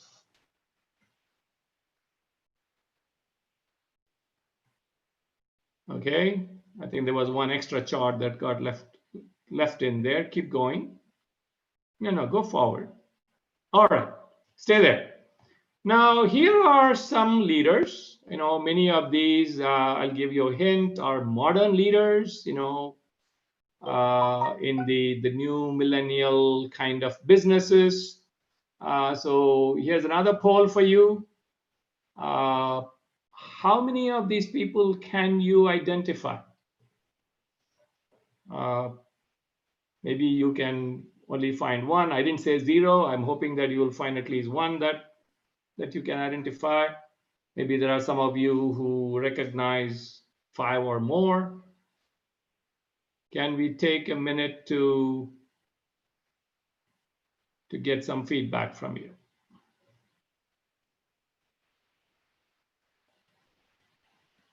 All these are introverts, and when you see the names, you will be surprised.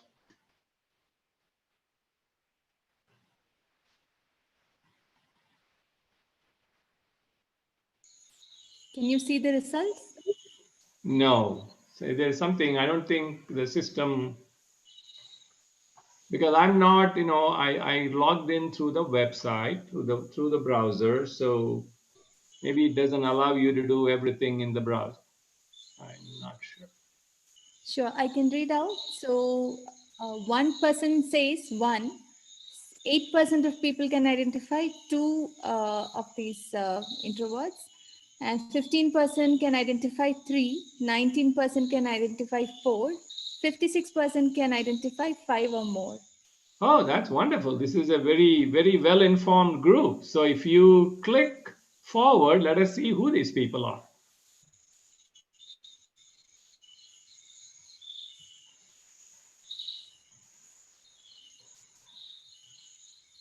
All right, can stop there. So these are some very, very well-known people. Some of these people are super wealthy people as well. You know, Bill Gates, Jeff Bezos, Elon Musk, Warren Buffett, Zuckerberg. These are all extremely wealthy people and very, very famous people, especially in the IT and the internet based business world. Warren Buffett is an old timer. You know, he's like an investor and is worth many, many billions of dollars. Everybody else is in the IT business. But what this proves is that it's okay if you're an introvert. These people say they are introverts. They are not the ones who are super talkative, you know, when it comes to groups, but there is something they are able to leverage the introvert traits.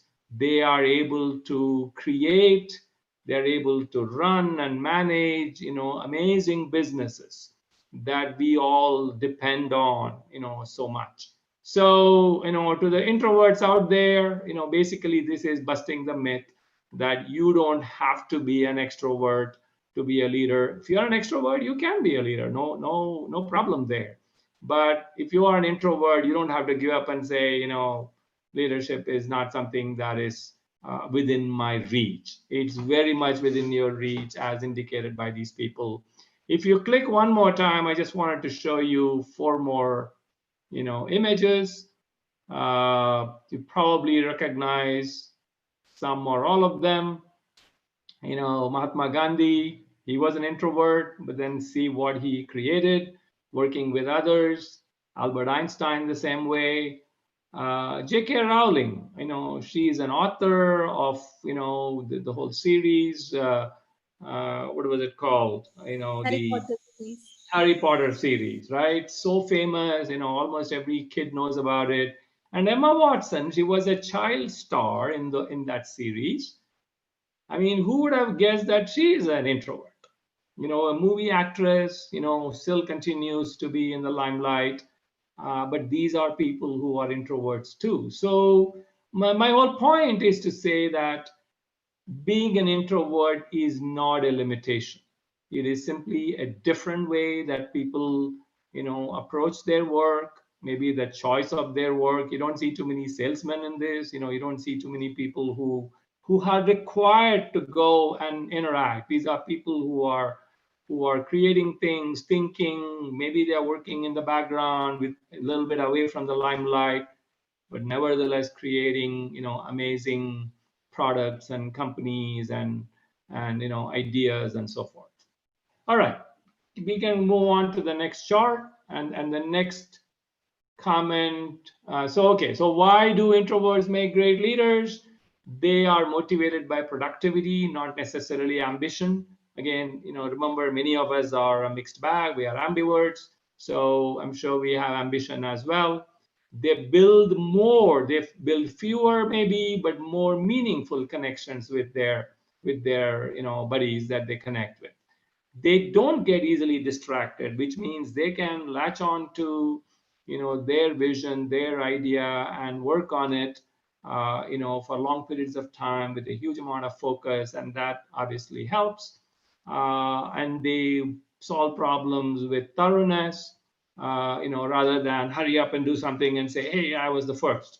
They don't mind being, you know, taking their own time, thinking through it very carefully and so forth. And there are many areas of, you know, of life, you know, of business, where that thoroughness is desirable.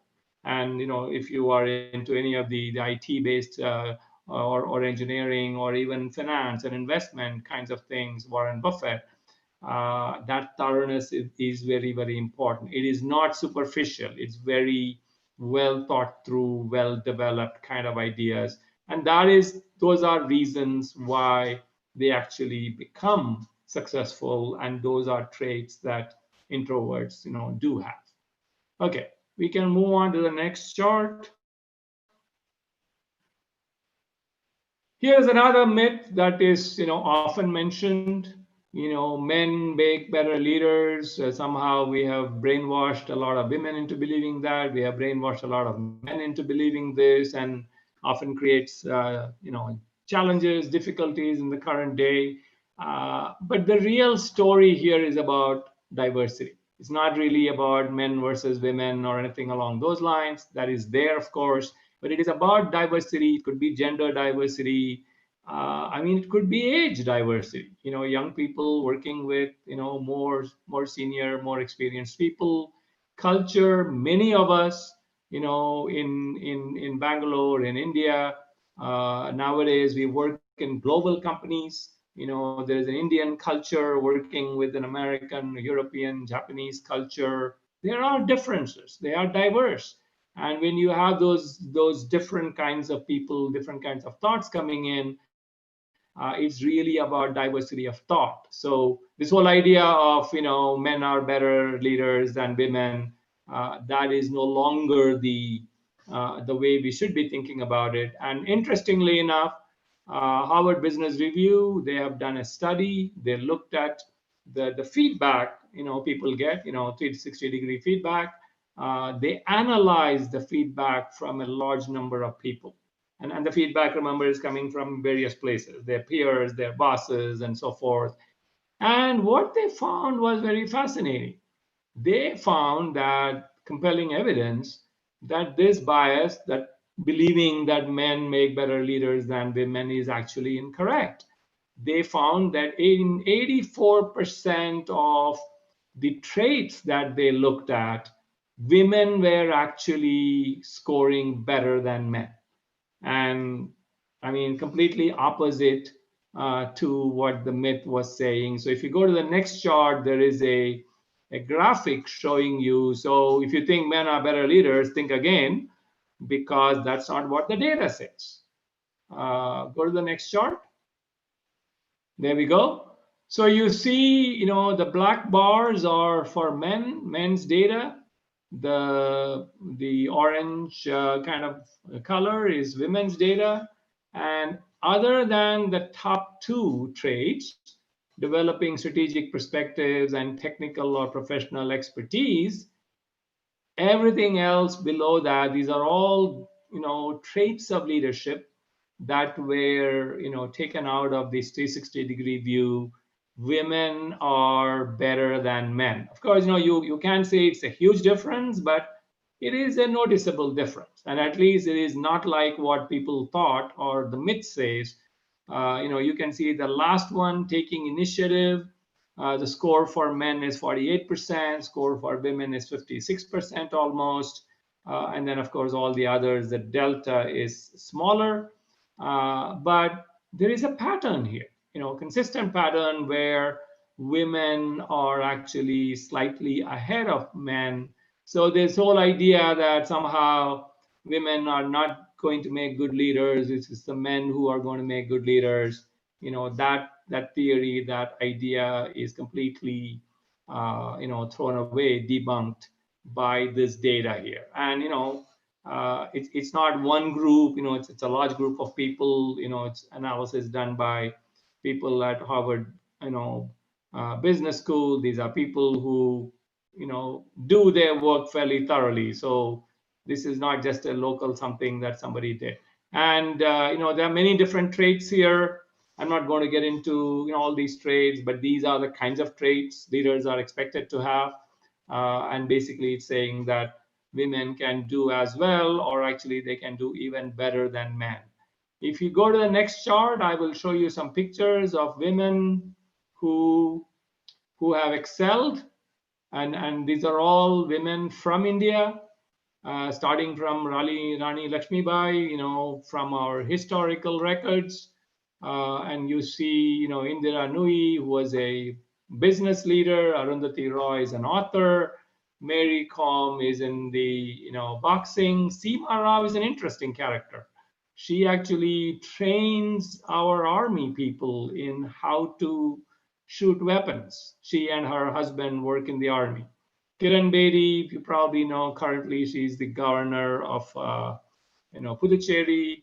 Barka Dutt is a in the TV news. And Timmaka is an old lady who has planted lots and lots of trees in Karnataka and has been recognized for her leadership in that area. Again, leadership and initiative in a variety of different areas. These are all women. Of course, we have had politicians, at the state level, at the national level, senior leaders, and even today we continue to have people excelling, women excelling in various areas. So again, goes back to throw away that myth that you have to be a man to be a leader. Next chart, please. Doc, just a quick thing on time. Please keep it. Yeah. Thank you. Okay. So one other thing, this idea about leadership style, there's one style. If I figure that out, I can use it forever. Go to the next chart. That's not true either. And if you click once, it's because you look at what is the world that we operate in. Some of it operate in the technical world, some of us in the business world. We interact with people, we interact with global events. So if you click, you will find that in the technical world, if you're doing analysis, the result is precise. Analysis gives you specific answers. But if you go into the world of design, there is variability. But then the business world has more variability. And if you look at people are highly variable, not only between people, but the same person from day to day. And if you look at the global events, it's a mess. I mean, look at COVID. Who expected? It's highly unpredictable. Who expected, we will be dealing with COVID? Who expected, China will suddenly come and, start doing things on the line of control? So, what kind of response you take? So the point is, there is a lot of variability in the circumstances that leaders have to deal with, the environment that leaders have to deal with. So how the heck do you have one size fits all? You cannot say, here's the formula I figured out in MBA school, and then I'm just going to use it for the rest of my career. Just doesn't work. And what does work? Go to the next chart. So what do we have to do in that case? We basically have to go to what people refer to as situational leadership.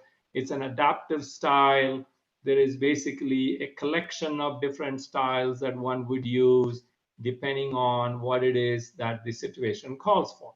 I mean, we can have a political leader who has to deal with, everything that is, at the national level, completely different from, an engineering leader or a business leader whose environment is very, very different.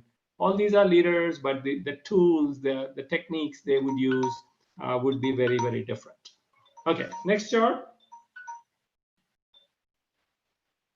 So what do we have to do? So what we have seen so far, click a couple of times. And I'm saying that we have E leaders and I leaders, extrovert leaders and introvert leaders, when both are okay. We have seen examples. We can have female leaders and male leaders. I mean, that works. So essentially, we don't have to go there and say, I want to change myself. Recommendation is be true to your own personality, leverage strengths we have. All these different kinds of leaders maybe have slightly different strengths. Don't try to become someone else, because that's not easy to live through. And interestingly enough, if you click one more time, this myth of be yourself, be true to personality is a very, very ancient message in India. This was said in the Bhagavad Gita. We can argue exactly when it was said, but thousands of years ago for sure, in a very, very different context, but essentially be true to yourself. Go one more chart. What else can we do because of this, need to be agile and flexible? If you click, we need to be, adaptable. We must have a toolkit of, ideas and techniques to draw from. And if you click one more time, this is answering the question that we had before. How do you cull all this down? This is the way I would cull it down and say, first and foremost, make sure we understand what is our purpose or vision. As a company, as an individual, as an organization, let's figure that out. What is it that we want to do? We will need technical skills. I might call it, IQ related. We definitely need people skills, which is the EQ kind of things. We must know how to run our business, whatever the business is, whether it's aerospace, like I work in, it could be any other kind of business. It could be the government. We must be living by principles and processes that are coming from the principles, because the principles endure. Situations come and go, people will come and go, but the principles endure. And the last item I would say is learn from many sources, continue to learn, because we live in a world that is dynamic, and fortunately there are many sources that we can learn from. So those are the 6 broad areas that I would say we need to use, and then depending on the circumstance, we would take whatever is applicable to the particular situation and make it adaptable. I think I'm coming towards the end of my presentation. Any of us can become a leader. Choose your purpose, your objective wisely, leverage your strengths, develop, learn, and become flexible and adaptable. That's how you can become a good leader, not only for today, tomorrow, but for many more years to come. And a couple of things, a couple of messages I wanted to leave you with. If you click to the next chart, I say they are last thoughts, but they hopefully they will be lasting thoughts. This is something I heard from my mentor. Don't put the key to your happiness in somebody else's pocket. Take charge of your own life, whatever it is that you want to do. Don't become dependent on other people or other individuals, and don't get caught up in the rat race, because even if you win the rat race, you will still be a rat. And this was wisdom that I picked up on a mug in an airport. So profound thoughts, important thoughts, something to think about. And I think I'm going to wrap up at this point. Thank you very much. I think my next chart, you can leave it here, or you can go to the next chart. And if there are any questions, I'll be happy to try to answer. Yes, Doc. That was a fascinating, talk by you. Much appreciated on behalf of everyone. I wish we could have it for much longer. There are some questions about whether your presentation slides can be shared, but that's a standard question in most presentations. But I'm sure some of your words of wisdom you don't mind, leaving behind in some manner. Yeah, you can probably share a PDF version. Yeah, exactly. So what it is let's have a rapid fire situation, because many of these questions that have been asked, I think, require PhD theses to respond in detail. But let's try to summarize, and I won't necessarily go in the order I received them. Okay, let me go through, because we have about probably 10 minutes more, and I'll just pick a few which I think are quite interesting. Okay. Now here is somebody called Ashwati Girija Devi. I kind of liked her question. Okay, she had a number of questions, but the thing that I thought was interesting was, how can we analyze the leadership skill of the boss? Now, which is kind of going around, because this is assuming that younger people or junior people are supposedly ought to have certain other additional insights and should be able to critically analyze the leadership skill of the boss. Which, of course, also there's another question which is related, which is, well, then what is a lead? What or who is a leader? What does it mean to be a leader? So can we somehow group these two things together in some clever way? So yes, I'm kind of wondering, why do you want to analyze the leadership skill of the boss? I think you may want to understand the way the boss operates, the boss's preferences, boss's priorities. I can understand, but by knowing that the boss is a good leader, bad leader, okay leader, I'm not sure what you gain.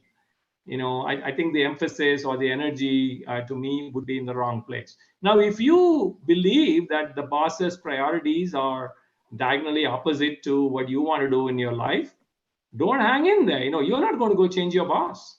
If you happen to work in an organization for a person who has completely different way of looking at the world, and you are having stress headache every day in the evening, it's time to go look for another job and another boss who probably has more consistency with the way you think and the way you operate.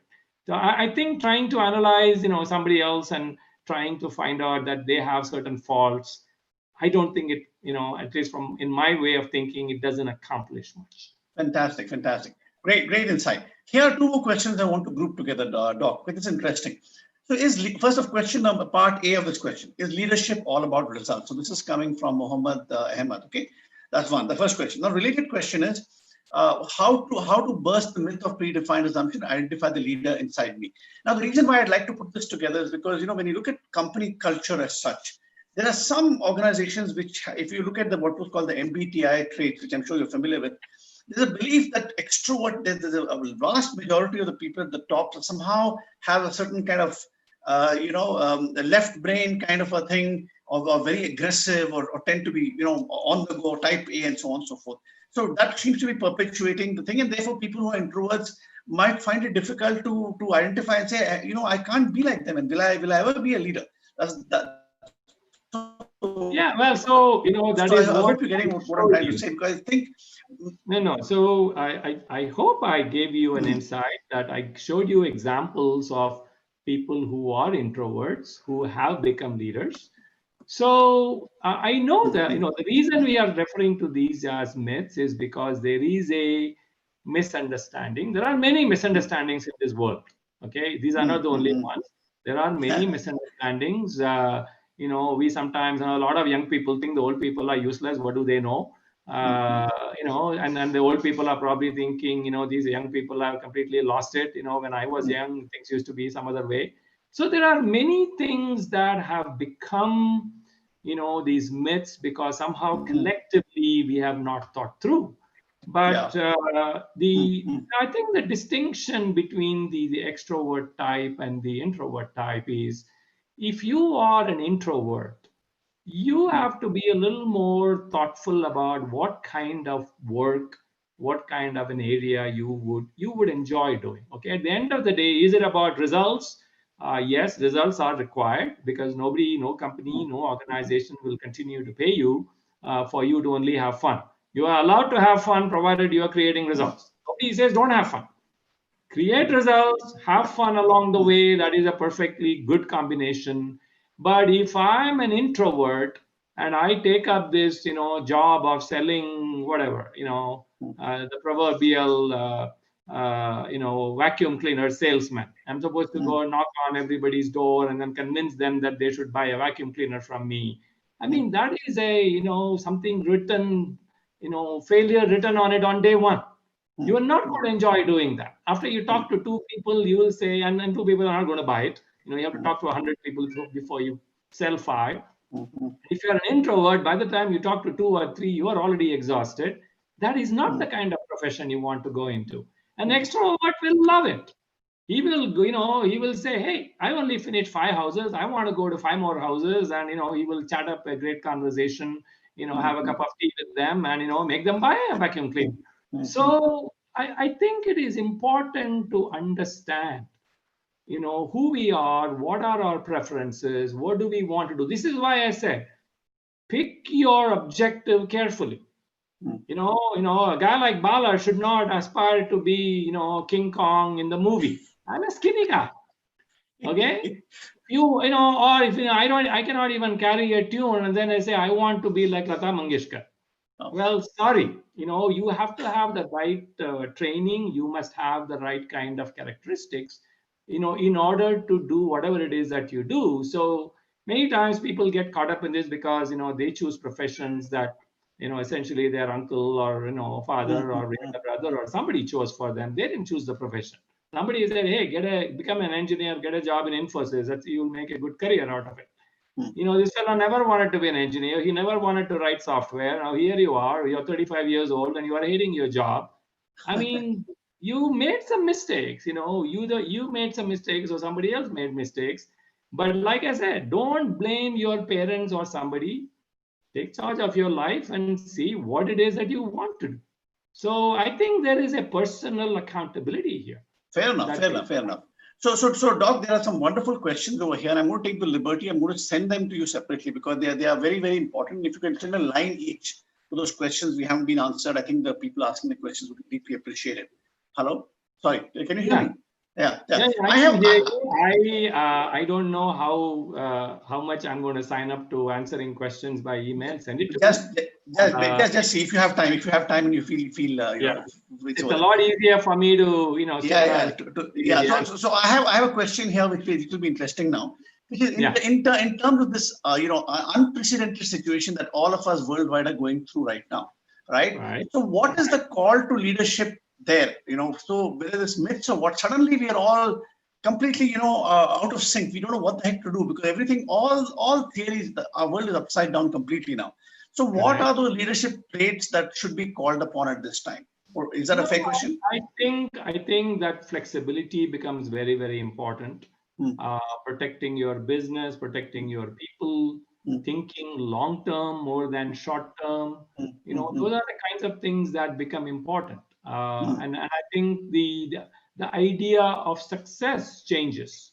Hmm. Previously we probably said, if I don't have 15% growth, I'm a failure. Hmm. Today, if I can maintain, without laying off people, that's a great success. Forget about Hmm. growing the business. Hmm. If I can maintain the business, it would be a great success. Hmm. Be flexible. I know companies that their primary business is one thing. They said, look, my primary business is slowing down. Here is what I'm going to do. I'm going to make an impact on society. I'm going to start up a new product line. I'm going to help solve the problem rather than sit there and complain that my original objective, has been ruined. So, like they say, when the situation gets, tough, the tough The get tough going. get The going. ones who are Yeah. not Yeah. tough are going to sit there and complain. So Fantastic. these are very challenging times, and this is why I said principles are more important. There are no Fantastic. formulas out there. There is no book written to say this is how you handle coronavirus, Yeah, of but course. principles don't change. And those people who are following certain principles, keeping true to their, vision and objective of their organization, they will find a way. Wonderful. Thanks so much for the very profound and deep insights into this very wonderful topic. Menika, I think you were running the feedback. Is that something you want to share with Doc? Is he able to see it? We will share that with them separately, with him separately. But Okay. thank you so much. That was such a wonderful session, very profound, and we are getting some wonderful comments also there. And somebody has compared your talk with how Dhoni takes the game. So that's wonderful. Very good. Thank you, Dr. Bala Bharadwaj, and thank you, Vasudev Murthy. Thank you so much for this session. Sure. So And I had fun. great. So All right. Very good, guys. Send me the questions. I'll figure out. Yeah, if it compels you. So by the way, Doc, here is a wonderful certificate of appreciation for you. All right. You have made in about an hour's time, you made a tremendous impact on the lives of many people. I'm sure you have definitely affected their thinking, probably quite in depth. And I think we will go back feeling that we learned something really good. Okay, so I hope it helps sincerely you appreciate people. your time. Yeah. Okay, Thank you very So, much. I hope it helps you people. thank you very much. Dr. Bala, this certificate, the QR code takes you directly to the your dedicated page, which is we call it the Hall of Fame. So we have created a dedicated page for you with us, and this takes you right there. And we will have your recording of the session over there. And Okay. please accept our gratitude. Thank you so much for your time. All right. You're very welcome. I'm glad to be a Hall of Famer now. Okay, take care, Dr. Bharadwaj. It was wonderful All meeting right. you. We'll be in touch. Great. All Before right. we Bye. wind up, I have an exciting announcement. Award for the day. Ashwini, you're the winner for the best question, and congratulations. We will reach out to you with your gift. And please do send us your testimonials. Scan this QR code. And before you go off to sleep, so tomorrow we have another two exciting sessions tomorrow. So one is Govind Balakrishnan and another one is Ashutosh Banerjee, as you can see here. So please make sure to join us at 8 p.m. India time, 8 p.m. IST tomorrow. Don't miss this opportunity to talk to wonderful people such as Dr. Bala and Naveen Jain that we had today. So thank you, all of you, and thank you to the speakers for wonderful insights and moderators for hosting them so well. And to you attendees, for enjoying the session. I hope you all had a great time. So we will see you tomorrow night at 8 p.m. Make sure to join us. Thank you, Bye. everyone. Good night. Okay, good night, everyone.